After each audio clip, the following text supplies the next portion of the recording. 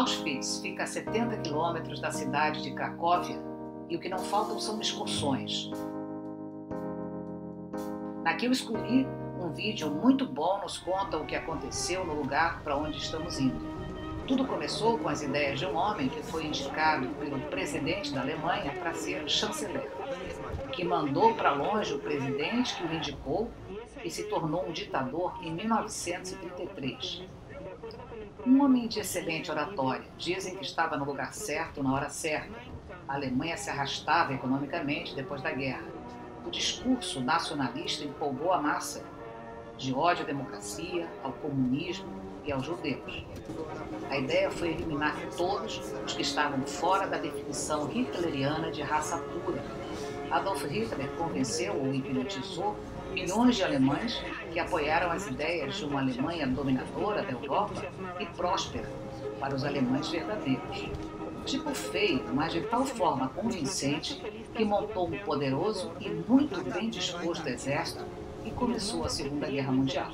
No dia 1º de setembro de 1939, Adolf Hitler e seus apaixonados seguidores invadiram a Polônia. No caldeirão da humanidade indigna, os judeus foram os mais odiados. Mas havia ódio de sobra para muito mais gente. Tanto fazia serem homens, mulheres, crianças ou bebês, celebridades, homossexuais. Antes mesmo da guerra começar, o Terceiro Reich já tinha uma lista de pessoas indesejáveis por serem contrárias à ideologia nazista. Prisões superlotadas, necessidade urgente de um grande depósito de almas condenadas. Auschwitz. Em 2017, no século XXI, milhares de pessoas continuam entrando no terrível campo de concentração e extermínio das SS, as tropas de Hitler. São turistas de várias partes do mundo. Enganei-me, separei-me do grupo, o guarda viu que eu estava filmando e veio na minha direção para me fazer parar sem qualquer gentileza.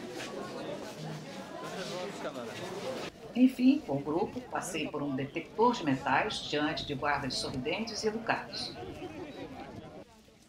E aqui era a entrada para o que se imagina ser semelhante ao inferno. No alto do portão, a cínica frase: o trabalho liberta. De ambos os lados, cercas de arame farpado, eletrificadas, justamente para que os chegados esquecessem de vez a liberdade. Em Auschwitz I, são mais de 2 quilômetros de cercas eletrificadas. Placas alertam para o risco de morte nas cercas, exceto os que conseguiram se atirar no arame para cometer suicídio. Outras tentativas de aproximação eram impedidas pelos tiros de fuzil dos SS nas torres de vigilância. O projeto de Auschwitz ocupou uma área de 40 quilômetros quadrados, adaptada aos interesses do nazismo. Antes era um quartel do exército polonês. Muito foi construído, mão de obra sobrava, escrava de graça, entre os prisioneiros, avaliados como saudáveis para trabalhar. A maioria judeus, mas também muitos prisioneiros de diversas nacionalidades e milhares de prisioneiros de guerra. Grandes negócios foram feitos aqui. Muitas empresas lucraram em Auschwitz. Nos pavilhões, centenas de pessoas se amontoavam como frangos em granjas. Pior, porque aqui pouco importava que morressem, muito pelo contrário.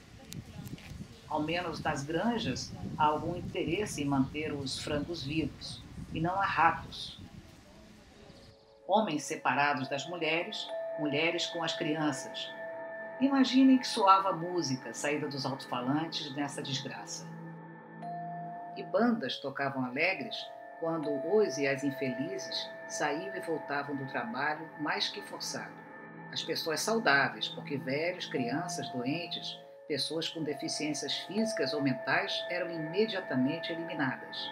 Conta-se que os prisioneiros eram recebidos por guardas sorridentes e solícitos ao desembarcar dos trens de carga.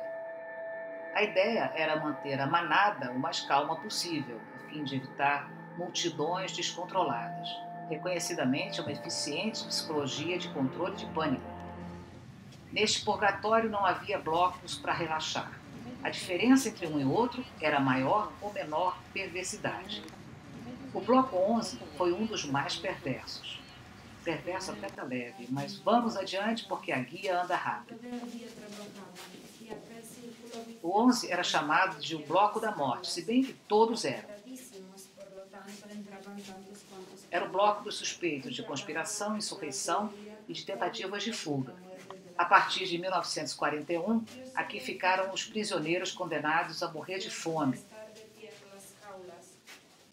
Nesta cela, morreu o padre Maximiliano Maria Kolbe, um franciscano polaco que se ofereceu para morrer no lugar de um prisioneiro pai de família. E morreu, com uma injeção de fenol.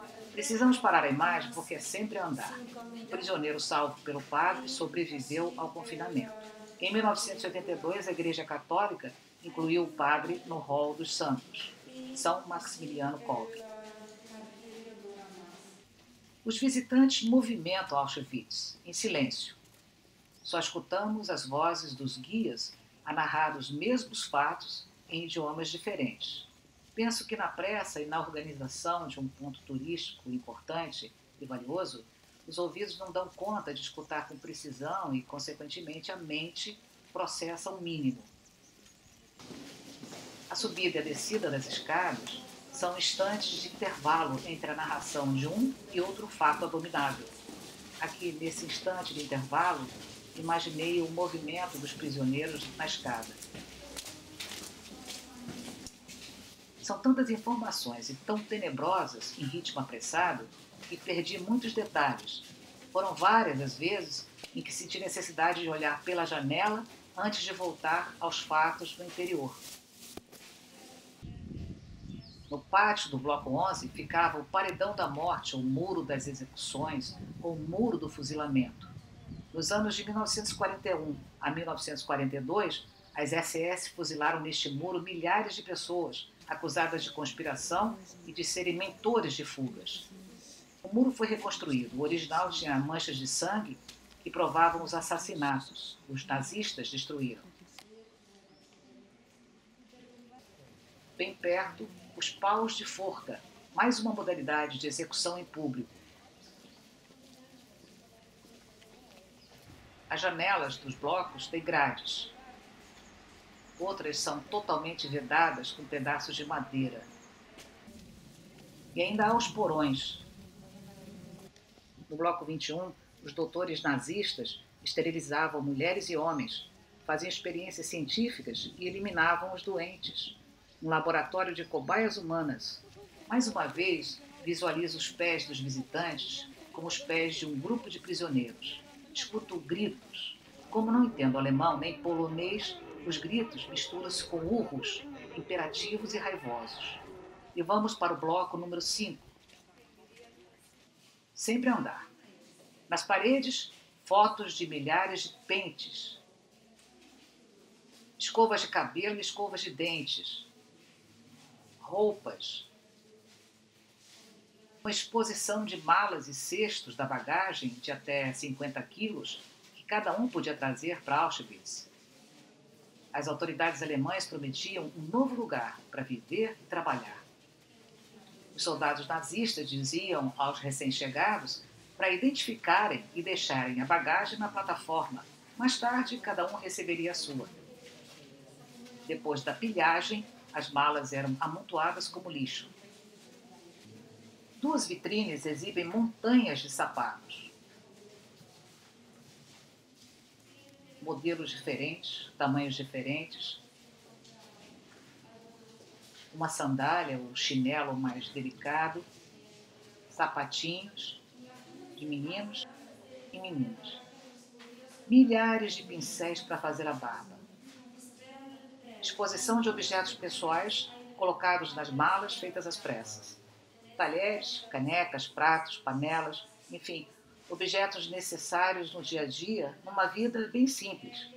Totalmente desnecessários em Auschwitz, onde nem todos recebiam uma quantidade mínima de comida por dia. Auschwitz foi um dos vários campos de extermínio nazista, porém o maior, o que produziu mais vítimas e o que foi mais criativo nas modalidades de tortura e assassinatos. Aproximadamente 90% das vítimas foram judeus. As SS mataram a maioria nas câmaras de gás. Foi em Auschwitz que o número de sobreviventes foi maior. Essa seria uma boa notícia? No bloco 4 estão documentos relacionados ao extermínio que os nazistas não conseguiram destruir, ou não tiveram tempo. A localização de Auschwitz no centro do mapa da Europa ocupada. Rotas de onde vinham as vítimas. Uma lista com números altos de pessoas condenadas ao inferno, judeus, poloneses, ciganos, prisioneiros de guerra soviéticos, prisioneiros de outros grupos étnicos. Eis a frase do ministro da Justiça do Terceiro Reich, Otto Tierhack. Precisamos libertar a nação germânica dos poloneses, russos, judeus e ciganos. Frase do governador-geral da Polônia ocupada pelo nazismo, Hans Frank, 1944. Os judeus são a raça que precisa ser totalmente eliminada. Olhar para fora, respirar fundo e voltar aos fatos do interior. No interior, uma foto de mulheres judias húngaras com os filhos, sentenciadas à morte por serem muito velhas. Documentos de prisioneiros, arquivos pessoais do prisioneiro enviado ao campo por escutar uma rádio estrangeira. Os registros dos prisioneiros eram bem detalhados, com nome, sobrenome, idade, o dia, a hora e a falsa causa da morte. Lista de prisioneiros de vários países, Grécia, Holanda, França, Bélgica, Polônia, Áustria, Iugoslávia, total, mais de 1 milhão. Os filmes e a grande maioria das fotos que ficaram como provas do inacreditável foram feitos pelos nazistas. A guia faz uma das raras e breves paradas para informações. No mais, ela anda o tempo todo. No final da visita, perguntei como aguentava repetir a mesma história de terror tantas vezes. Ela respondeu que é um trabalho temporário. Acaba a visita do dia e ela vai se preocupar com os problemas dela. Não pensa em Auschwitz. Ou não aguentaria.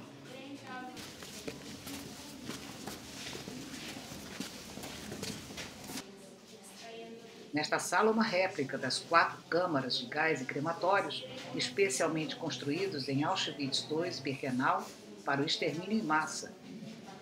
Mulheres e crianças tiravam a roupa para o que pensavam ser um banho relaxante depois da longa viagem nos vagões de carga. Em vez de água, os chuveiros espirravam pequenos cristais que exalavam o gás mortal. Imediatamente, os corpos eram levados para o crematório e fim. Com os homens, mais do mesmo.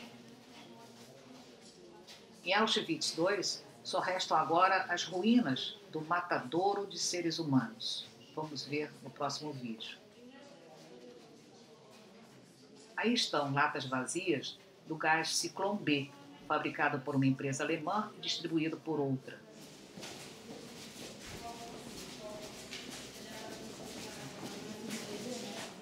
E entramos numa sala onde é proibido filmar ou tirar fotos.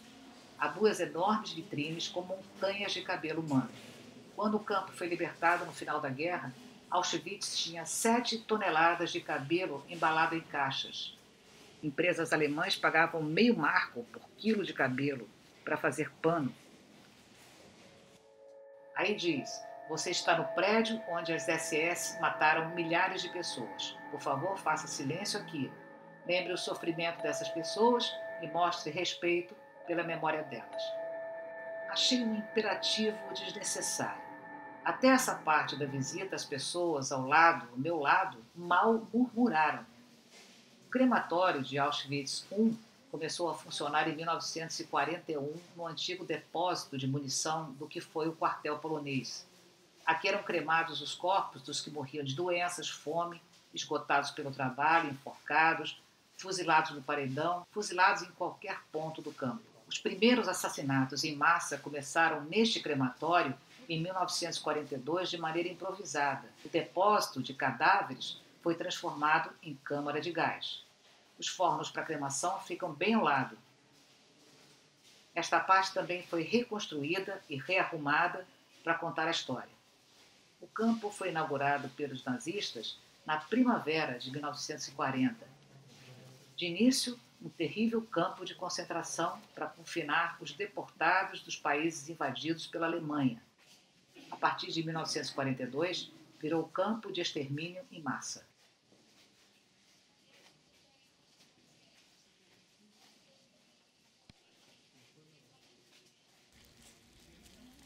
Calcula-se que cerca de 800 pessoas tentaram fugir de Auschwitz. Poucas conseguiram.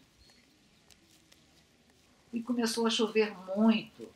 A guia não se alterou, mas eu fiquei mais alterada. A visita, mesmo apressada, a Auschwitz I, dura cerca de 2 horas. A gente não para, sobe e desce escadas, caminha muito pelo chão que chamo de a alegria dos ortopedistas. Meus pés, calçados com um sapato totalmente impróprio, me alertaram que estavam no limite. Mas ainda iríamos para Auschwitz II-Birkenau, o campo construído pelos nazistas como a solução final para a questão judia. Em breve, aqui neste blog.